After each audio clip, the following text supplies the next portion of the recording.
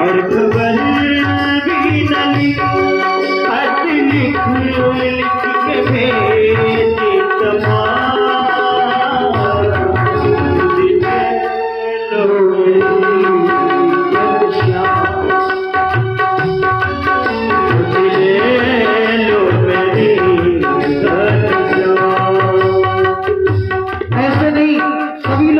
हाथ उठाकर ताली बजाते हुए ये न लगे कि आप नीर में बैठे हो,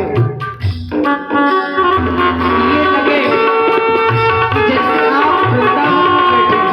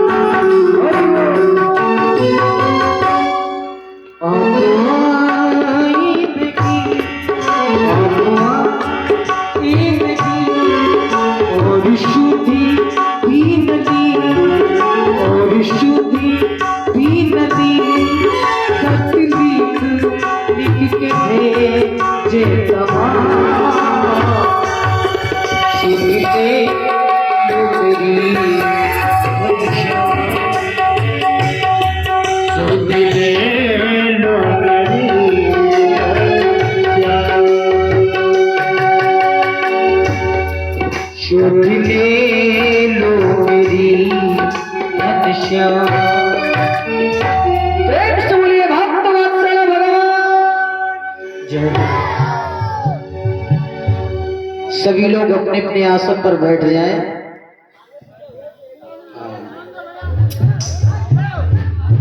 हाँ, सभी लोग बैठ करके कथा सुने। कथा बैठ करके सुनना चाहिए।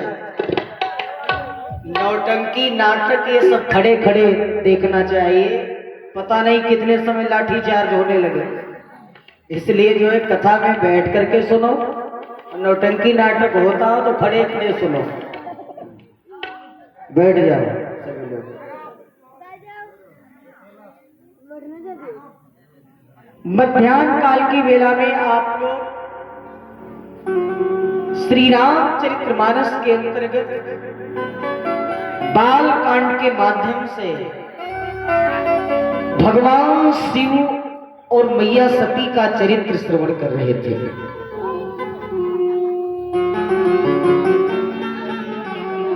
माता पार्वती ने अपने माता पिता के कहने से जंगल चली गई और बालू के शंकर जी बनाकर, शिवलिंग बनाकर लगभग 25,000 वर्षों तक तपस्या करती है। एक सज्जन गा रहे थे कि पार्वती जी का जब विवाह हुआ तो वो 16 वर्ष की थी। वो तो गा रहे थे 16 वर्ष की गौरा महारानी 80 वर्ष के बम भोला। हमने कहा भाई साहब 25,000 वर्षों तक तो उन्होंने केवल तपस्या की है, फिर वो 16 वर्ष की कैसे हुई विवाह में? इसलिए सज्जनों शास्त्र सम्मत बातें करनी चाहिए। माता पार्वती ने 25,000 वर्षों तक तपस्या किया। आकाशवाणी हुई, पार्वती अब तुम्हें त्रिपुरारी मिलेंगे, भोलेनाथ मिल जाएंगे, क्योंकि तुम्हारी साधना सफल हो गई। अच्छा, जब हम लोग साल भर पढ़ाई करते हैं तो अंत में परीक्षा होती है। वैसे जब हम लोग धर्म के काम में आगे बढ़ते हैं तो परीक्षाएं होती। माता पार्वती जब शंकर जी को प्रसन्न करने के लिए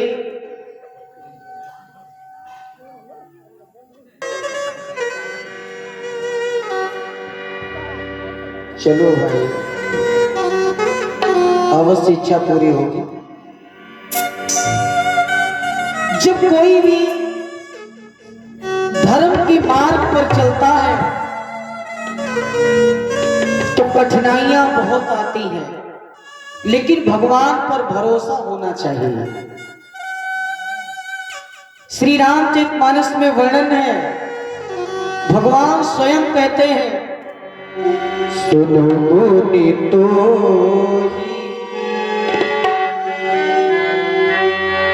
सुनो नितो कहाँ सके रोसा भजहि जे मोहे तजी सत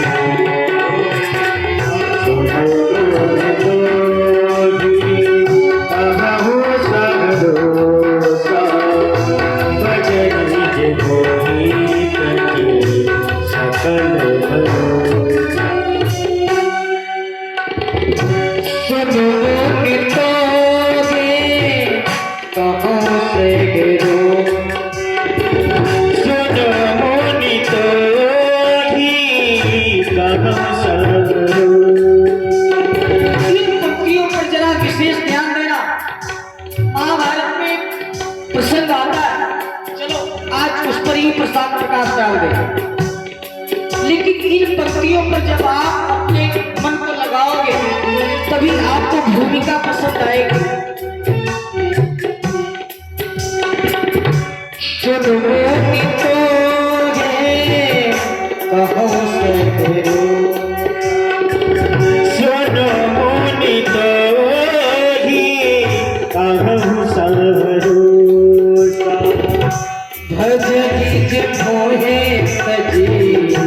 सकल भरोसा करहु सदा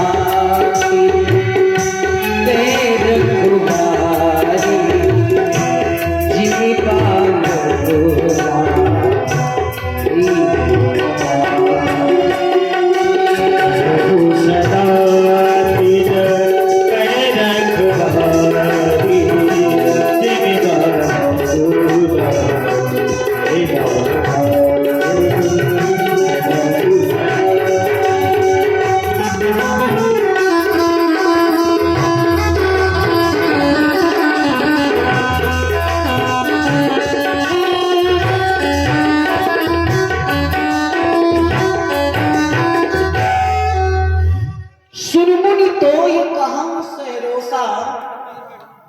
भजई जे मोहि तज सकल भरोसा करऊं सदा तिनके रखवारी जिमी बालक राखई महतारी। भगवान कहते हैं जब भक्त को पूर्ण विश्वास होता है तब हम उसकी रक्षा करते हैं, जैसे नवजात शिशु की रक्षा माता करती है।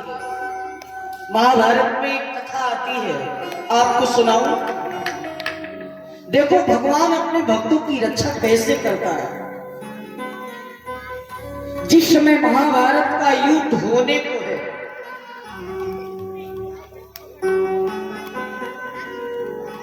महाभारत का युद्ध होने को है,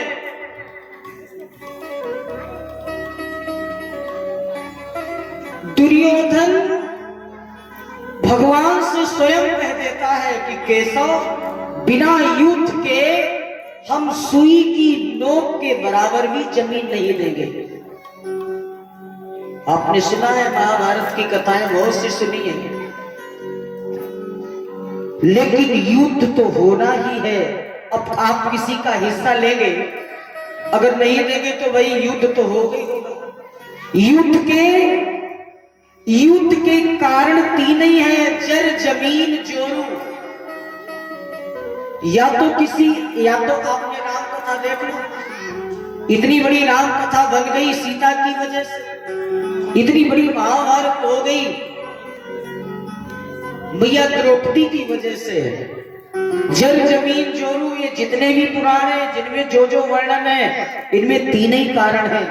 क्योंकि कि तीन सजावट देश को, सती संत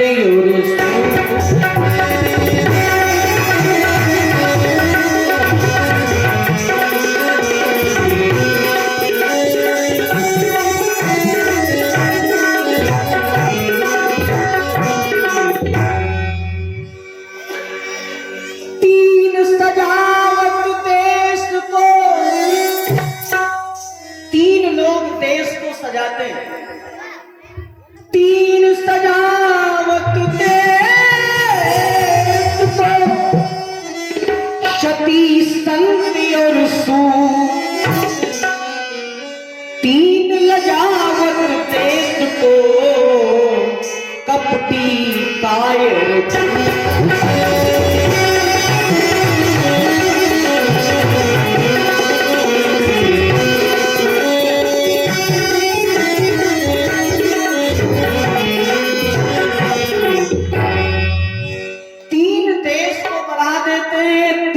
लजा देते हैं, कपटी कायर और क्रूर। तो जिस समय महाभारत का युद्ध होने को है, तो धर्मराज ने अर्जुन को भेजा मदद के लिए कि द्वारिकाधीश के पास चले जाओ। बहुत ध्यान से सुनना। और भीष्म पितामह ने दुर्योधन को भेजा, कहा जा विश्व की सबसे शक्तिशाली सेना इस समय द्वारिकाधीश श्री कृष्ण के पास है, क्योंकि उनकी सेना का नाम है नारायणी सेना। विश्व की सबसे शक्तिशाली सेना, उनसे मदद मांग लोगे तो युद्ध में तुम्हें विजय मिल जाएगी। सज्जनों बहुत ध्यान से सुनना। दुर्योधन मदद मांगने के लिए द्वारिका में आया, लेकिन भगवान श्री कृष्ण ने मन में विचार किया, इसका नाम है दुर्योधन। जो दूसरे के धन का हरण कर ले वही दुर्योधन है। दूसरे के धन को अपना धन समझने लगे वही दुर्योधन है। भगवान ने मन में सोचा, ये तो बड़ा बेईमान है भाई, ऐसे व्यक्ति की मदद करने का मन नहीं कर रहा है। भगवान ने क्या किया, पीतांबर डालकर सोते जैसे बन गए। देखो, जो अधर्मी व्यक्ति भगवान के सामने जाता है तो भगवान आंख बंद करके सोते बन जाते हैं। भगवान कहते हैं तुम मेरी नहीं सुनोगे, और जब तुम्हारी जरूरत पड़ेगी ना तो मैं बहरा हो जाऊंगा। दुर्योधन ने क्या देखा कि भगवान श्री कृष्ण जो है वो पीतांबर ओढ़े सो रहे हैं।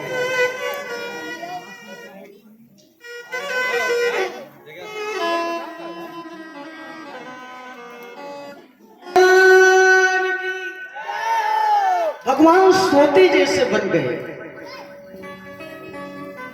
दुर्योधन आवाज लगाता, केशव केशव केशव। अच्छा भाई, जो कोई सो रहा हो उसको जगा सकते हो, और जो केवल सोने का नाटक कर रहा है उसको क्या जगाओगे? भगवान तो नाटक कर रहे थे, कभी कभी नाटक करना पड़ जाता। हमने सुना था कि एक मेहमान आया था किसी के घर में। देखो भाई, मेहमानी 1-2 दिन की होती है। सज्जनों बहुत ध्यान से सुनना, चुटकुला नहीं है लेकिन आपको समझा रहा हूं। मेहमानी 1-2 दिन की होती है, भले ही तुम्हारी ससुराल क्यों न हो। ससुराल सुखी सार जो रहो दिन 2-4, और जो तुम रहो एक पखवारा तो हाथ खुरपी बगल थारा। गाछ छोड़ो, मेहमानी में ज्यादा दिन नहीं। हमने सुना एक मेहमान आया और कई महीने बीत गए, जाने का नाम ही नहीं ले। तो एक दिन उनकी पत्नी ने कहा ऐसा करो, इससे कहा कि अपने घर जाए। अच्छा, ये बड़ी मुसीबत होती है, मेहमान अगर घर जाने लगे तो लोग ये जरूर कहते कि आज और रुक जाओ, ये कोई नहीं कहता कि आज तुम अपने घर जाओ। तो जब उनकी धर्मपत्नी नाराज हुई, बोली टिल्लुक पापा ऐसो करो, जो बड़ा बेशरम है 3 महीने तो रुको, एक ऐसो करो ये से विदा करो। तो उन्होंने कहा कि सुनो ये मेहमान है, आप कैसे कहे कि तुम अपने घर जाओ, चलो कल हम लोग नाटक करेंगे। कभी कभी नाटक करना पड़ जाता है, कल एक नाटक करेंगे। क्या नाटक करना है? पति ने कहा ऐसा करो, कल जब तुम दाल बनाना तो उसमें नमक कम कर देना।